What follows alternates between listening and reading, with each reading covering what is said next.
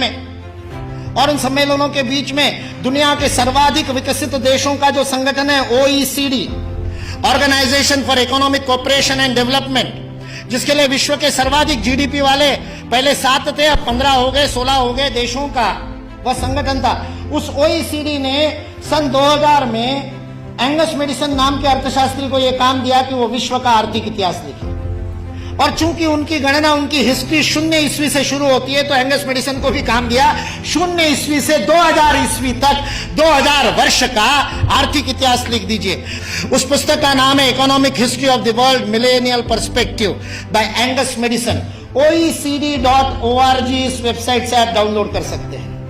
2000 वर्ष का आर्थिक इतिहास लिखा है एंगस मेडिसन ने, और वह एंगस मेडिसन कहता है कि पहले 1500 वर्ष 0 ईस्वी से लेकर के 1490 तक, 99 तक सारे विश्व के जीडीपी में लगभग 2/3 66% योगदान देने वाला देश कोई था तो वो भारत देश था।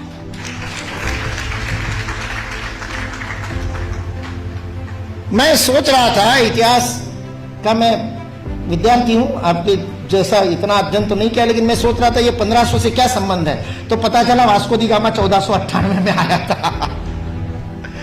और मतलब उसने भारत को खोजा, ऐसा हम लोग भी लिखते हैं, तो उससे पहले कोई गुम हो गया होगा।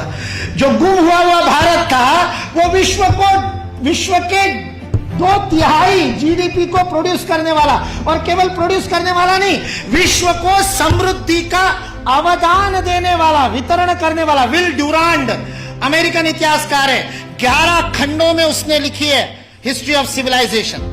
वह विल ड्यूरांड लिखता है सारे विश्व को संपदा का वितरण करने वाला कोई देश होगा तो वह देश भारत देश है। वितरण शब्द प्रयोग किया है, लेन देन नहीं, वितरण करने वाला देश।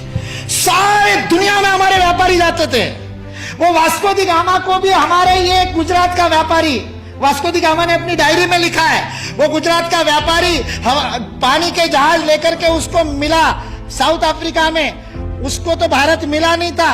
इसने कहा अच्छा भारत खोज रहे हैं, चलो मैं ले चलता हूं। उसको मसाले भरने थे, इससे वो कालीकट गया, इससे वास्को दी गामा को कालीकट ले गया, नहीं तो भरूच ले आता गुजरात में। फिर हमारे इतिहास वाले लिखते कि वास्को दी गामा भारत को खोजता खोजता भरूच पहुंच गया। वास्को दी गामा को भारत के व्यापारी कान्हा भाई ने खोजा, मिल गया, और उसको कहते हैं भारत खोजना है, चल भाई मैं दिखाता हूं, चल मेरे साथ, और साथ में ले। ये वास्को दी गामा ने अपनी डायरी में लिखा है, वो बेईमान नहीं है, उसको छिपा करके इतिहास की किताबें लिखने वाले बेईमान। वास्को दी गामा की डायरी का उद्धरण दिए बिना हमारे को गलत इतिहास पढ़ाने वाले बेईमान है। वास्को दी गामा ने तो ईमानदारी से लिखा है, उसने ये भी लिखा है कि उस कान्हा भाई के जहाज मेरे जहाजों से कई गुना अधिक प्रगत थे।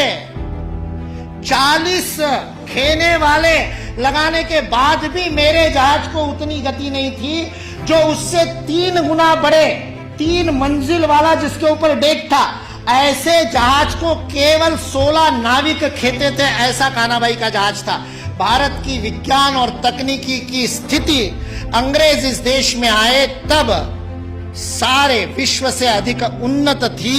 ये अंग्रेजों में से कुछ ईमानदार इतिहासकारों ने लिख करके रखा।